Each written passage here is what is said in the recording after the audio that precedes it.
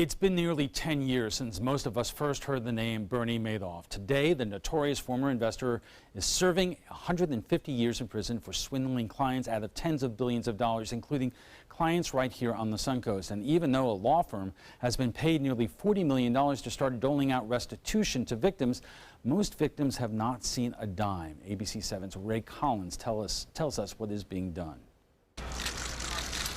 You can bet sales of black trench coats took a hit the year Bernie Madoff and his brother went back and forth into federal court back in 2009.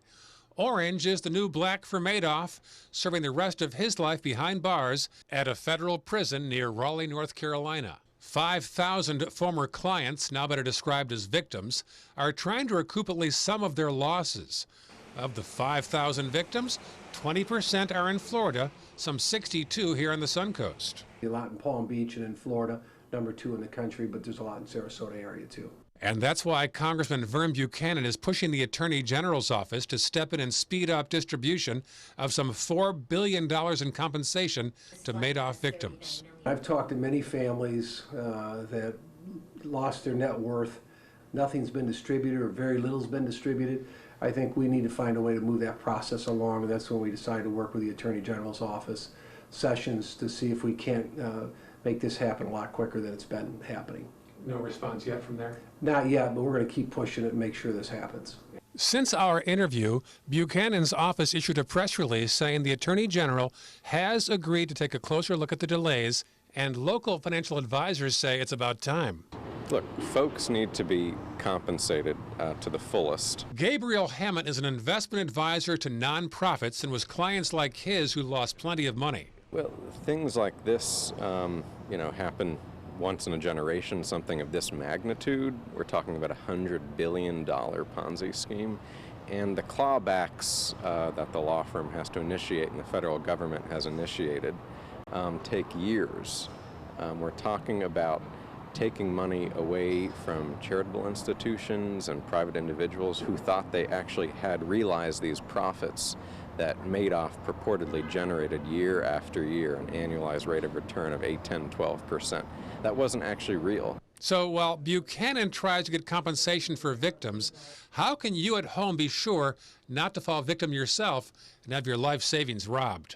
There are red flags typically. If you take a look at Bernie Madoff, red flags existed all the way back to 2001. Rob Lyons has been a financial planner now for nearly 40 years, and he says you need to make sure your money is being held by a third-party bank or brokerage firm. So it's a way to have checks and balances for you.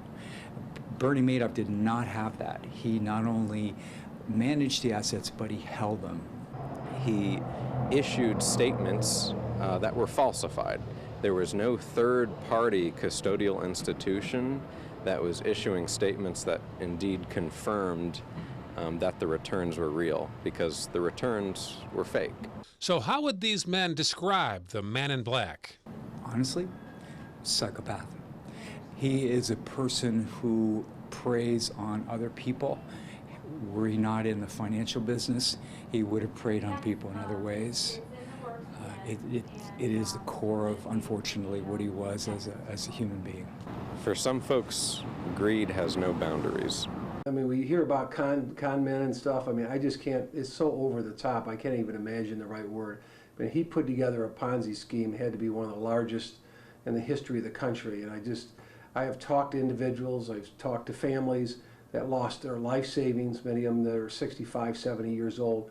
So it's just a tragedy. It's unbelievable. So that's what I want to do, is try to, they've got 40 million, close to 40 million. Let's figure a way to get those funds back to those families. And they'll only probably get back a fraction of what they lost. In Sarasota, Ray Collins, ABC 7, your Suncoast News.